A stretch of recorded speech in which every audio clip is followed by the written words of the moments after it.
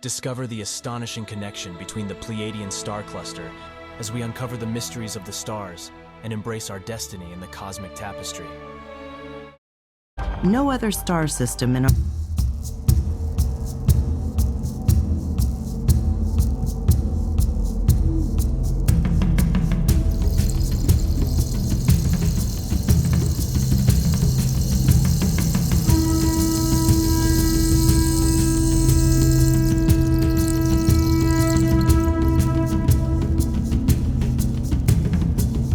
What is the Pleiadian influence in the continuation of our evolution as humanity looks to the stars and life beyond our world?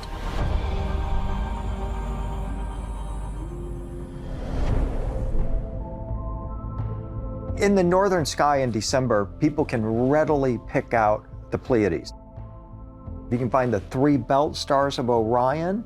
Just follow that line, you're going to see a cluster of 7 stars called the Seven Sisters, or the Pleiades. Now, the thing about it is that to our naked eye, we don't see 7 stars. But yet the Pleiades are called the Seven Sisters or the 7 Doves, and it's always the number 7. And people are like, well, how come I can only see 6? The 7th star is a shell star that has varying degrees of brightness. And astronomers have calculated that the last time we could very clearly and distinctly see 7 stars in the Pleiades was 100,000 years ago. Astronomers suggest that is the beginning of all of these stories about the Pleiades being the 7 sisters, that it goes back that long.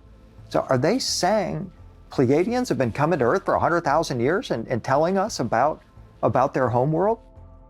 You can argue that that is what they are saying, and that is very interesting, and to suggest that they have been part of this vastly ancient race, or a race that has been here for this very vast period of time and been influencing human affairs.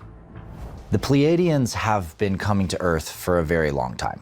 We have records of connection to the Pleiades going back to prehistory.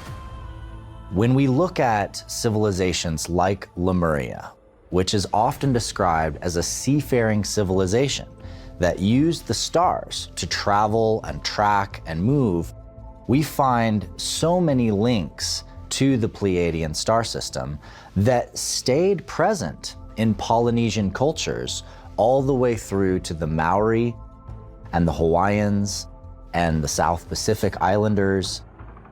One of the most important structures at Machu Picchu is the Torian. Now, this is a tower that's actually built into the living rock that would seem to have been of great astronomical importance. There are these 2 windows, trapezoidal windows, and this was seen to have been very specifically placed so that you could watch the Pleiades. And the Pleiades would seem to have been a crucially important constellation in Incan and pre-Incan tradition. We should also think about and remember the legends of the Hopi Indians. In this case, they are also speaking about the gods of the Pleiades with good intentions. Specifically, those beings that had saved their ancestors from a great catastrophe that happened in the Pacific Ocean. According to them, these beings were called kachinas, and they came in these flying shields. It is said that they rescued these people from a land called Kashara to take them to different parts of the Americas. I could also quote the Mayan legend that mentions that through a hollow pathway, almost like a hollow serpent, our ancestors came to the Americas. One of the ancestral legends speaks about this story. For example, in my country, in Peru, there is a very special and ancient temple called Chavin de Huantar. And this temple, that is about 3,000 years old, contains a great rock, a great altar called Choque Chinchai, which has several holes which appear to represent the Pleiades star system. Priests of this cave would observe these holes filled with water, almost like mirrors reflecting the Pleiadian star system.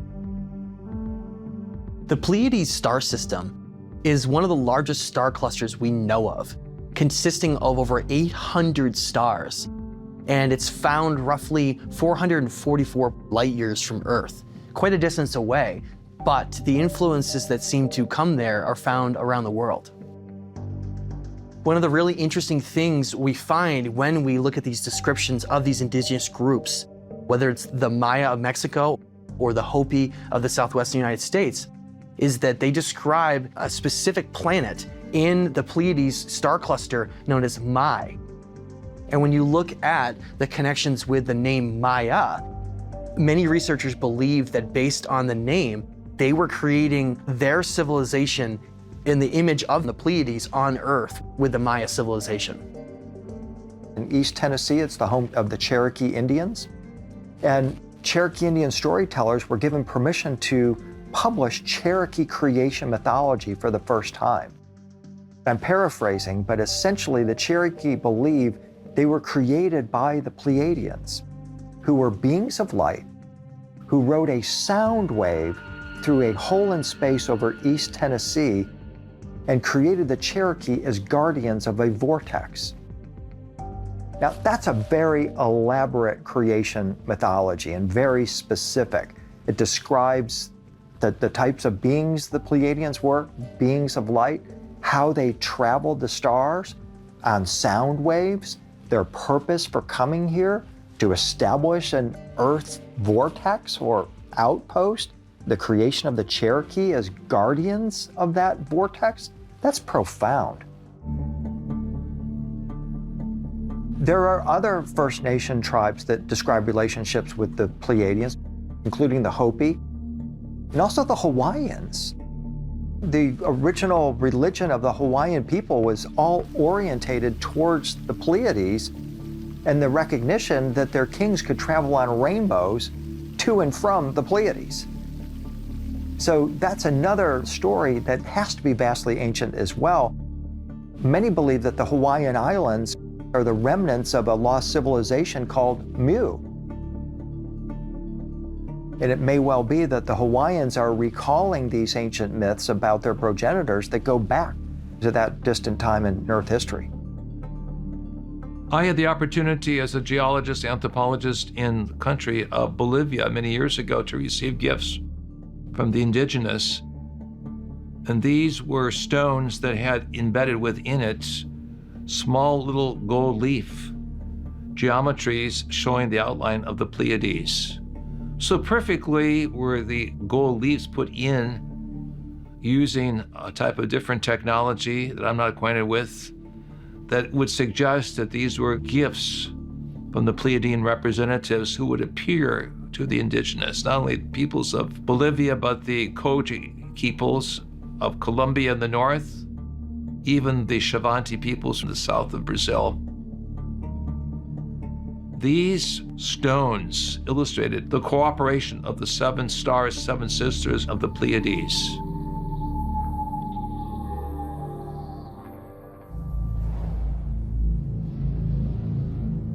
If Pleiadian beings have been visiting Earth for perhaps hundreds of thousands of years, could they have also been participating with humans at the level of our DNA?